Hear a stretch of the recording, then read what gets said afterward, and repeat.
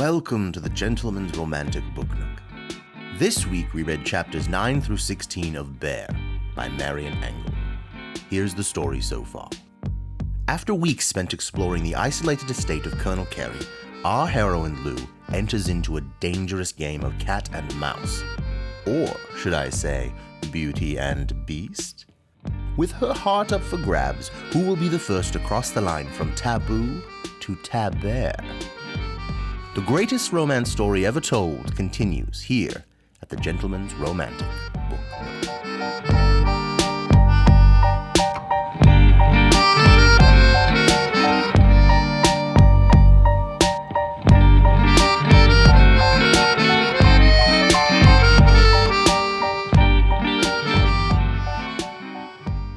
Oh, hello there, and welcome back to the Gentleman's Romantic Book Nook. Pull up a chair, we're reading Bear. As always, I am Mac Money. And I'm your other co-host, Lucky, here again with another couple of chapters under our belt, and another shocking revelation, I would say. I would say that I certainly feel different again. There's a couple shocking revelations in here. Yeah. And it's not that I didn't see them coming. I feel like we've talked about fighting against it, right? I feel as reading with these chapters, there were moments where the book was taking a turn more toward self-exploration and discovery. And then we quickly, at 100,000 miles an hour, veer back into very uncomfortable territory. I'd say that Marian Engel is actually a master at sort of vaulting and being like this puppet master with people's emotions, because just as you're getting ready to like fully support Lou and what she's doing, she pulls the rug out from under you with some like really I almost said sensual, and I don't know if that's the right word. I wouldn't have used the word sensual for sure. No, it's definitely in that overarching category, but it's way dirtier. It's way further in the bog and the swamp. I should say that, oh God, sorry. Knowing what's coming, it just makes some of these comments like unbearable. So this last week we read chapters 9 through 16 of Bear by Marian Engel. And this is like, this puts us like 2/3 of the way through the book. And I think it's that classic formula. They say that like if you're writing any sort of story or a play, that the first act is a question mark. The second act is an exclamation point, and the third act is a period. And this section of chapters was definitely the exclamation point of the story. Well, I hope it was the exclamation point of the story. We'll get into this a little bit later, but I do feel like maybe this was the build up to what is to come for our final little reading. I'd like to bring it back to the beginning of the reading in general and just talk about kind of a quick escalation with an unexplained nude moment. Which I don't understand. Yeah, well, she takes the bear and she goes swimming with the bear, which she has done before, which we've talked about being kind of normal activity. Yeah. And she's just nude. At one point, she just gets nude, very one sentence, and then swims with the bear, and it just kind of happens. It seemed kind of out of left field, but I think maybe that's building up to what we're seeing to come. Yeah, I think skinny dipping with a bear is probably like a lead up to some sexual activity. There was another part in which she felt guilty about spending time with this bear, where this other part where she references maybe she paid for sex. That's interesting. You raised a good point about how she's like combating her feelings for the bear, because you could make an argument in the first part of the book, and we think we did, that the bear is like this symbol for her freedom or sexuality being chained up, and that she's like sort of letting it loose. But then this like puts that aside, these chapters, and really make it obvious that she's having romantic feelings for the bear, which she is then like totally against and trying to fight. And it's bringing up all this like trudged up memories from her. Did you interpret that she had paid for sex with the gentleman that I think it's like the line is she like picked up a man on the street? That is kind of what I assumed. I thought it was kind of like she went and found like a John. I don't really know, I guess, what male prostitutes are called out on the street. We'll call them Lukes. She went and found just a random Luke on the street. That's pretty good. Because I guess it was probably my sexism there, because if it was a male character saying it was a woman he had picked up on the street, I would be like, well, that's a prostitute. And I wouldn't even have a second thought about it. But because it was a woman, I think I just like mentally, I don't even know what I thought of that. I've noted it because I thought it was a strange passage, because she then equates it to being like a negative experience. It like didn't work out for her to be with this gentleman of the night. That's a vampire. And I think part of that guilt that she feels towards her feelings about the bear manifest in pretty early on in chapter 9, where she I think she swims with the bear, and then she goes and like puts the bear back and like chains him up again, which he hasn't been chained up for a while. And I wrote down, he licked her hand once and ambled back to his briar. She had no difficulty snapping the chain back on his collar. And it's like, the bear's, after all that they've been through, the bear's probably like, ain't this some shit? Yeah. I see how it is. Also, they make it pretty clear that no matter what, he can just loosen himself at any time and do whatever he wants. I mean, this bear has total domination of this entire island. And when they're swimming, the bear almost kills her. Mm-hmm. Because they're swimming together. That skinny dipping scene you mentioned, they're like, she dives under the water and the bear like jumps on top of her. And she like is for a minute like concerned that she's going to drown in the river. And then afterwards is like, oh, you're a curious thing, bear. Curious? Really? Indeed. This was the first time that I marked down racy animal encounter. Because yes, while the bear almost drowned her, Marian Engel does specifically mention the bear licking her back and her like the curious sensation of it all post almost drowning. And I think this is like another awakening experience, terrifying me to my very core for Lou. That was my first racy animal encounter. Is that one of your color codes? That's my yellow color code because I know hey, go ahead and avoid it. Okay, so that I think that brings us up to 3 of your color codes. I'm glad you brought this up because I know we have moments. That was one you talked about last time. There was it whoopsie? No. Big red flags. Big red flags, uh-ohs. And what's the third one now? Racy animal encounters. Do you want to walk us through the other 2? Yeah, I can hit you with one that I thought was going to have like a lot more prominence in reading. However, it hasn't. Racy human encounters. Tragic lack of those. Yeah, a shocking lack. I feel like Homer has made it very clear that he is A, in competition for Lou, and B, in competition with the bear. He mentions over and over again, like in these few chapters too, like, I see you getting friendly with the bear. Like, I've seen you doing this. Where is he? He's not on the island. Is he on his boat watching them from miles the shore? Off with a pair of binoculars? Like, I knew it. And he's sitting there seething, like, how do I get her? Like, next time she's at the grocery store, I'll give her a fresh egg. Like, maybe he and the bear are like good friends, and they used to hang out all the time, used to be buds, and Lou moved to the island. It's like, now that he's got this girl on the island, can't watch the game anymore. Maybe it's not so much racy human encounters that I'm looking out for, but it more so like broken friendship encounters. So hold on, we've got animal sexual encounter, human sexual encounter, uh-ohs. Big red flags. Big red flags. I keep wanting to say whoopsies. I don't know why you would have a whoopsie tag. I don't even know when a whoopsie tag would come into prominence. That would be maybe when Lou is cooking food and she like makes a mistake. Like, got her again. Whoopsie. My final tag was a combination because I felt like after the first moment of this, it's eye rolls and eye raises. Because there are definitely moments where I kind of give the eye raise side look, pursed lips, going, I don't think so. And there are other moments where Homer is saying some incredibly misogynistic things where I go, oh, brother. And it's this like eye roll. Yeah, it's just a lot of eye expression. So my final tag is for really just eye reactions to things. I really like your system because it breaks down 5 like levels of discomfort. Each like in raising, starting with like an uh-oh or whoopsie as I like to call it, and then escalating to like animal human sex and like enormous eye rolls. I did steal after last time I stole your uh-oh, and I did label. I have one uh-oh moment from these chapters, and it is kind of early on. Lou's in the cabin and it's like dumping rain outside, and there's a weird line where it's like, the rain made her want to urinate, and I was like, uh-oh. I was like, is this going to be another chapter 8 situation?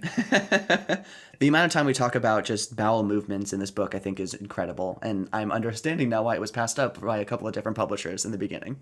Pooping and peeing become, in these chapters, not just like plot devices, but a motif throughout. Like, there's multiple references to excrement and excreting of those excrements in these chapters. I'd really like to hear what you felt when you read that chapter where she just makes direct eye contact while the bear is taking, I think it's referenced as a steaming dump.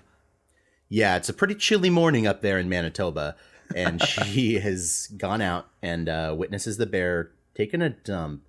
And at first I thought this is kind of a rehash of what we saw earlier. Like, I know how this goes. And then there's like a line in there She went to the bed at dawn. Let's see. She went to bed at dawn, giving the bear his breakfast as she chained him in the yard. As soon as he got there, he crouched and made a great turd that steamed in the morning chill.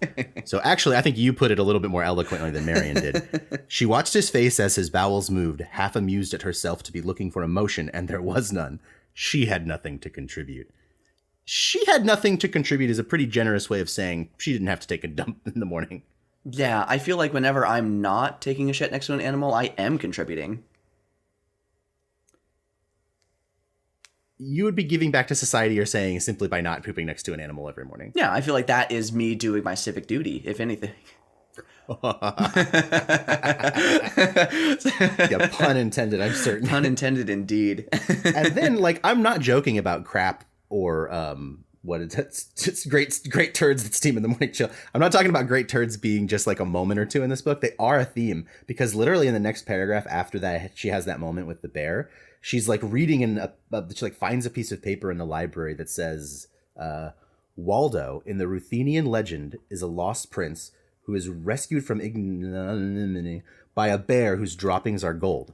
This she entered onto another card. So she like reads about bear poop and is like drawing connections. I imagine like somewhere in the cabin she's set up this like cork board with all these different bears and pictures of crap and like a stringing red string, just as conspiracy theories. And there's a big question mark in the middle between the bear and human, and she just can't figure out how to link those two where it's justifiable. It's very interesting you bring that up, because I think that moment where she's looking at the bear, that was the moment that I really noticed that Marion was really personifying this bear. It was kind of, to me, a really obvious representation of her justifying the bestiality that is to come, almost. Yeah, because she like has these thoughts about the bear, and then she's like, oh no, I can't. And she's like conflicted for like one night about what she's supposed to do. Yeah, it doesn't take her long to really solve that mystery. And what's funny is that I think that part of her awakening is when because Homer is a bigger part of these chapters. He starts hanging out around the farm. They start working on like a garden for her together, and he imparts on her a lot of history of people on the island. And he tells a story about the like main woman whose like name is Colonel Cary, which is weird. There's a woman who lived on the island. Well, I want to talk about that more in depth, but Lou is like inspired by this story of a pioneer woman who came to the island and lived and like explored and like actually kept bears as pets as well. And it's weird that her takeaway from this like empowered feminist story is like, you know what? You're right, Homer. You're right. I'm going to fuck that bear. And it's like, well, that's not at all what I was getting at. She's just a woman who wore pants. Yes, you're right. It's okay for a woman to explore her sexuality on an island full of animals. Yeah, the desperate leaps to justification is just incredible to me in some of these chapters. It's interesting that Homer takes the time to give this incredible history of the island, because Engel spends so long describing these chapters. I have to imagine there is some mystery in there that I'm completely missing. I'm kind of under the assumption now that these mystery bear chapters that are falling out of books, the title of the books, the different histories, there is a hidden novel in here somewhere. And I think Homer knows the secret of it. So you're thinking that there's some sort of Bear Vinci Code happening between the lines. Yeah, I absolutely think that there's something going on behind the scenes that's giving claws to paws. There's a funny moment in Homer's like fucking monologues on monologues that he has during these chapters about the history of the island, where he's advising her. They're making a garden for Lou, and Homer says something like, if you're smart, you'll take the bear's shit and you'll use that as fertilizer. And then I just imagined him looking over the bear's like crap grounds or whatever and being like, wow, sure is a lot of shit for just one bear. That's odd. And Lou's just like shifting her eyes left and right, like, that's weird. I don't no idea about that. You know, I don't put myself out there as a shit expert, but like they look different. You would think that Homer would know pretty quickly the difference between human and bear feces. That's interesting you bring up that specific part too when he's talking about fertilizing and doing the farming, because he says the line, I think right before what you mentioned, if you're smart, you won't be too much like a lady. And there's just so many times when Homer opens his big fucking dumb mouth that I get so annoyed with this person for being such a blind, ignorant asshole. Yeah, you're totally right. Because after he gets done telling her about that, like, strong pioneer woman, Lou's like, she sounds like quite a lady. And Homer goes, she wasn't a lady. She was imitating a man. And she did good at that. And Lou just sort of nods her head and smiles. It's like, wait, this dude's like slapping your face, essentially. It makes a lot of sense why she's not choosing him, but instead having to go back into bear times. And Lou clearly has some issues. She has issues with her sexuality, and I think with men a little bit, because she at one point goes mushroom hunting and describes them as strange decayed phalluses. And that's how she describes mushrooms, which, I mean, yeah, but why are you going to put it like that? Yeah, I guess I've never really looked at a mushroom and been like, wow, phallic. I just say like, oh, a mushroom. I think Lou's in a different headspace. It's like, look at these tasty, gnarled old cocks of things. Like, that's gross. You're going to collect those and eat those, Lou. Do you really want to be thinking about them like that? And then, before we get to the real crazy stuff that happens in the last couple chapters of this book, I do want to talk a little bit about how she, like, starts to tell the bear that she loves him. She, like, she takes the next step in the relationship. Like, she's the one, in my mind, who crosses that barrier towards, I guess it's this relationship with the bear. I don't want to say happiness, because I don't know. This, like, doesn't seem healthy to me. Yeah, I think that there's a lot of moments while reading and she's going through this self-discovery that the way she's presenting it to herself feels very unhealthy and feels not beneficial to her going forward. She has this continuous crisis of self-identity, which, you mentioned she says she is in love with the bear, and I think that almost isn't given enough attention when it's mentioned in the book. And then later, she's talking about who she is and trying to validate herself, but the way she chooses to validate herself in the sense of this bear and, like, her job and the director, I think, is just so unhealthy. She's putting herself out there by being validated by people in her life telling her what to do, as opposed to making her own decisions. And I think while she's finding that in herself, she's going about it in probably the most unhealthy way possible. Well, and that's so true, because another thing that's revealed in these chapters is that she's been having sex with her boss, the director of the Institute, like, weekly for a long time. And I'm not saying that that's a healthy, obviously she doesn't see that as a healthy sexual relationship, but she's not nearly the, like, dried up emotional, she's like maybe emotionally dried up, but she's not as, like, frail or innocent as we were led to believe in the beginning. I think for the first 8 chapters, I sort of saw her as this, like, distant, kind of a cold woman in many ways. The way she said she doesn't like animals, the way she doesn't really feel much towards Homer, and she's only, like, feeling some, like, warmth towards this bear. But in actuality, she's, like, having an affair with her boss, and she, like, is picking up men on the street. And she's, like, a little bit more hardcore, I think, than I gave her credit for in the first bits of it. I mean, having sex with the bear is pretty metal. Yeah, it doesn't get much more hardcore than that, that's for sure. I definitely agree with you. I think that she has this, like, transformative moment. And I would like to mention that they don't specifically, and please correct me if I'm wrong here, it is never specifically said that she is sleeping with the director. However, it is, like, heavily, heavily implied. And the moment after we'll get into this part detail, the moment after something happens with her, we get the actual name of the director for the first time ever. He's never mentioned by name until we get this empowering moment by her where she feels she is in charge of her life, where we hear the name and how he must be missing her. I disagree with you though, Lucky, because they explicitly state that they have sex, right? I don't think so. I thought it was heavily implied. I don't remember. That's why I'm asking to correct me if I'm wrong. Ideas were all, this is from page 78. Ideas were all very well, and she could hide in her work, forgetting for a while the real meaning of the Institute, where the director fucked her weekly on her desk while both of them pretended they were shocking the government. How did I miss this crazy sentence? And she knew in her heart that what he wanted was not her waning flesh, but elegant 18th century keyholes, of which there is a shortage in Ontario. That is buck wild that I completely missed this entire section. It's okay. It was in between some pretty... I think this is immediately preceding the first sex scene, for lack of a better term, in the book. So perhaps that's... It's in the middle of the sex scene, and, I do need to be honest with you. It was hard to read every single word, so I may have been skittering my way through those last couple of pages, kind of going, oh God, and continuing to read and looking away. I want to talk about, before we get into that, like, life-altering last couple of chapters, is Colonel Jocelyn Cary a woman? Is that whose estate they're setting up to find? Because there's a woman in this, like, Homer goes on and on about the woman whose name is Colonel Cary, because the island could only be left to a Colonel Cary. So everybody in the sons were always trying to get in the military to become colonels. And it finally gets down the family line to this. They have just a girl, and they're like, well, that's going to lose the island. And then so he rushes down and christens the girl Colonel as her name, which I thought is like, it's almost some weird like local folk story instead of a historical tidbit. From what I was understanding from the reading was that was the most recent Cary to be the island owner, and that was kind of the failing end of the line, which is why the family was very mad that she left it to the Institute as opposed to getting a colonel in the family.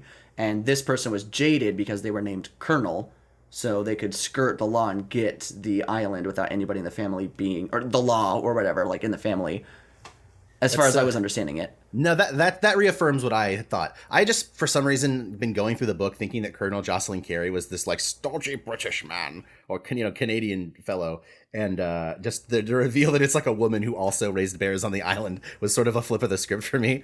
I was gonna say I could see a prequel about Colonel Jocelyn Cary, and it's called Colonel Jocelyn Barry, or Bear Year Zero, the Colonel story.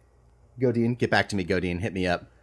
Hit me up. You can reach us at grbooknook@gmail.com. You find us on Twitter. This podcast goes out on Spotify, iTunes. If you are enjoying the show, publishers out there, feel free to leave a review. Let us know that you're interested in picking up my ideas anytime. Yeah, if you're listening and you got something from that, please write us in. If you didn't, I'd also love to hear that. That would be great. I feel like maybe you might be more in my camp. Anybody listening, let me know, and we will talk about those different titles. That's grbooknook@gmail.com. Send us whatever you'd like. And if you're enjoying the show, leave a review. It means a lot to us. We don't advertise in any way. And most of all, tell your friends about it. If you know somebody who likes romance novels or hates them, preferably, feel free to recommend the show to them. Oh God. Yeah. I'm just like looking at my notes, and now like all that I have left to talk about is these last couple of chapters. So fuck it. Let's get into it. Let's get real. Let's talk about chapters 15 and 16. Because honestly, I could tell that Marion was like losing a little bit of focus leading up to these chapters. Like the of these like 8 or 9 chapters we read, most of them are almost a little incoherent.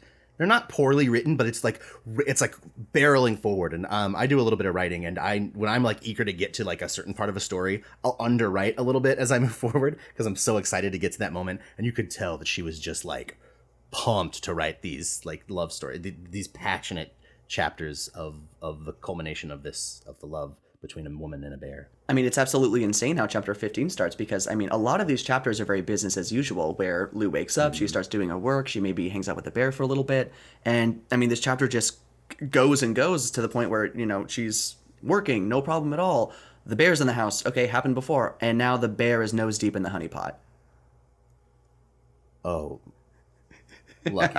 Don't. Bears do love honey. He sniffed out the honeypot. I'm just saying. I mean, this is the way that I'm going to be comfortable talking about what happened. It's funny that you say that the bear sniffed out the honeypot, because okay, that does occur. But by definition of a honeypot in like the legal term is like it's like entrapment a little bit. Like it's like something that draws the flies or draws the bears. And I think that Lou does lay it all out for the bear. I would agree. There's a reading of this where you could see her as the seductor in this situation. Like I said before, she's the one who moves across the line towards the bear. There's so many ways to dance around it. And I think that she was fed up dancing around it. And it is quite the graphic sexual encounter. I think that is how I very easily missed the fact that she had been sleeping with the director all of this time.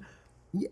Actually, okay, what's weird is she mentions in this chapter earlier that the director had been fucking her on her desk weekly, right? But then, as she's rubbing the bear with her feet again before they get down to the bear's nest, she says, she thinks, she was lonely, inconsolably lonely. It was years since he had had human contact, and she had always been bad at finding it. It was almost as if men knew that her soul was gangrenous. That's really harsh on yourself, Lou. But like, so that's a little, I don't know if that's an inconsistency or if maybe I misunderstood the earlier passage. Ideas were all very well where she could hide in her work, forgetting for a while the real meaning of the institute, where the director fucked her weekly on her desk. So maybe it was like a really terribly veiled euphemism for like emotionally fucked her. Like, just fucked her over. Because I mean, they do mention later where he gives her a letter and he's just like, when are you back? And he was like, they really Engel paints him as this controlling asshole. It's quite possible that it was like, I'm being fucked at work and now I need that physical release. If so, I kind of like Lou a little bit more. Or she got fucked on her desk every week by a shitty boss and a terrible government job. It does make her a little bit more likable in that sense, yeah. "Oh, Bear," she said, rubbing his neck. She got up and took her clothes off because she was hot. That's not the only reason. She lay down on the far side of the bear, away from the fire, and a little way away from him, and began in her desolation to make love to herself. And I'm not going to read the full description of what comes next. Yeah, wow. And then, I'm not going to paint it as too weird. The bear gives this woman oral pleasure at the end of chapter 15. It's only a few sentences, a few paragraphs of it. But I will say that he does his job pretty well. She certainly doesn't complain. In chapter 16, after this happened, I had to put the book down for a little bit, take a breather, just kind of let it wash over me. I remember thinking in the first sentence of chapter 16, like, oh, she feels remorse for it. And then in the second sentence, oh, wait a minute. No, not at all. This was a turning point. No, she's manipulating the bear to get sexual pleasure from it. And what's really funny is it's a little disturbing to read. I'm a pretty open-minded guy, but when it gets to like the very graphic descriptions of the bear's like vertically ridged tongue doing things to the aforementioned Honeypot. But again, I think I talked about this last episode. The book makes it seem so natural that the only thing that could happen, the only way that this story could possibly conclude in a satisfactory manner is with bears going down. I do think it's very funny the way that Engel writes this moment of, this passionate encounter where the bear doesn't seem very, willing, isn't really like, I guess, this active participant. And then in the very next chapter, it's bear's time, baby. The bear knows what the bear wants and the bear's going to get it. And that, again, was a little bit of a flip. I needed a little bit more character development from Bear. The bear could have used a little bit more character growth. I could have used some chapters. I was about to say I could use some chapters from the bear's perspective, but actually, I think the one POV for some of these is probably good. I do, and I know we talked about this a little bit before, because I think that Marion Engel here uses a very strong word at the very end of chapter 16 that really took me aback, at least, to explain kind of the final sexual encounter. So the last two chapters we read were 15 and 16. At the end of 15, we have the aforementioned sex scene that I sort of danced around, where Lou is with the bear by the fire, and it's a few paragraphs long, this particular sex scene.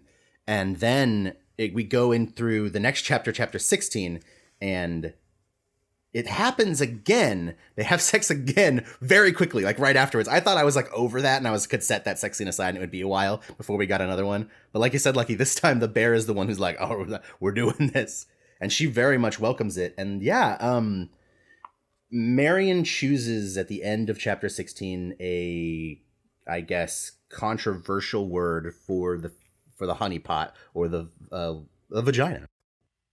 You can tell that I'm gay and that I'm a gay man when I'm just like, these for the the thing down there between the girl's legs. It's not the hoo-hoo, but the ha-ha.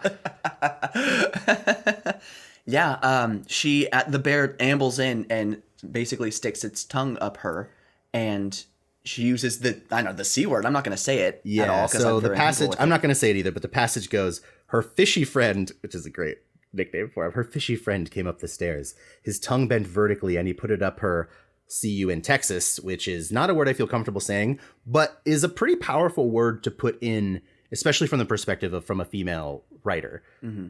I'm curious if this is going to be a general trope in romance novels, because, I think that it's going to be a lot of build-up. We're going to see a lot of romance, and then it's going to be some of the filthiest words I've ever read on a piece of paper ever. And I guess I didn't click for me as we were reading this. And maybe this is just how romance novels are going to go. Maybe we're going to see some very powerful words here in the next couple of chapters. Well, and it's funny because in the previously mentioned, the first oral sex scene, she doesn't use any of that language. She does dance around it in like a romance way. She's words like warm, good, strange.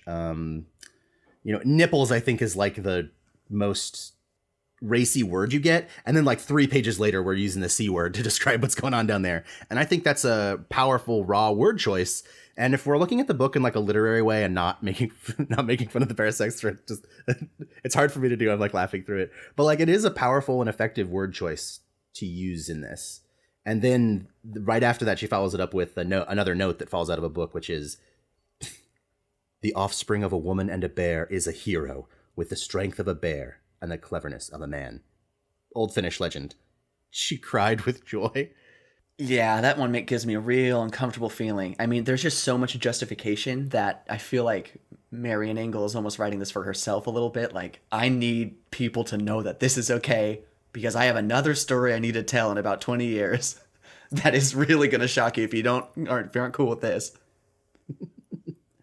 It's funny that she calls him a fishy friend because she catches a fish like with her hands earlier, so she's kind of becoming a bear, and she feeds it to the bear, and then the bear comes up and gets some honey. And I wouldn't kiss a man who had just eaten fish. I wouldn't be rude about it, but I'd be like, can you please brush your teeth? Let alone let him into the holiest of holies.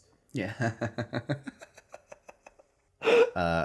And then another piece in this chapter, I have one last thought that I didn't get to, is in between the sex scenes, Luke goes to town, and she's going to send her friend a post. She go, this is about her literally going to town. Lucky, get your head out of the honeypot. She goes to Homer's little store, and she's going to send a postcard to her friend, and she chooses one of like bear cubs climbing a tree. And that's like such a fucking cheeky choice, Lou. You know they had other varieties of postcards, and she was like, oh. And I bet her friend got that postcard and was just like, God damn it, Lou, not again. Jesus fucking Christ with the bears. What we don't hear in the story is Lou's apartment back where she actually lives is like head to toe bear paintings, bear ceramics, brown furniture, like really indicative. Everyone knows it except for Lou. It's so obvious to everybody. That's why Homer's like, oh, it's lifting his eyebrows. Homer's has a few whoopsie moments on here. That's why he's like skulking in his boat with his binoculars, seeing what she's doing with this bear. Like, they're swimming together again. Oh, she's getting naked. Oh, no. Well, I think that's everything I've got for this episode. Do you have anything you want to finish up with us? Any news for our audience? Let's see. This is going to be episode 3. Next episode, we are going to be wrapping up Bear. The chapters are going to be 17 through 22. So if you're reading along or just curious how close we are to the finish of this one, we're going to wrap up the book in our next episode. I guess I should say that this isn't a one-off. We're going to keep reading romance novels. This is sort of our little book club. And whether you want to read along or not, we encourage you to keep listening. After we wrap up Bear, which was my perhaps regretful choice that I forced on Lucky, Lucky's going to choose a couple books for me to choose from, and then we're just going to like keep rolling with going back and forth with romance books. Yeah, general programming structure. We're just going to go one by one. We're going to have an episode before we actually start reading the book where we're going to talk about it, what we're excited about, maybe, build some excitement with you so you can read it together with us. We're hoping for something a little interactive. We want to hear from you. We're really looking forward to hearing your thoughts on this book for sure. And we are on a regular production schedule now. The next episode will drop on May 22nd, the climactic end of the incredible story Bear by Marian Engel. Well, we sure had a lot of fun here today at the cabin. Old Lou's gone back out to see the bear, and I suppose I'll be heading home myself. This is Homer, signing off for the Gentleman's Romantic Book Nook. Sure some fishy things happening here. And this is Lucy Leroy. I go back to sit with Bear. Shit with Bear. Oh, Lucy, don't! You watch me take shit. No, not well. All right. We all shit.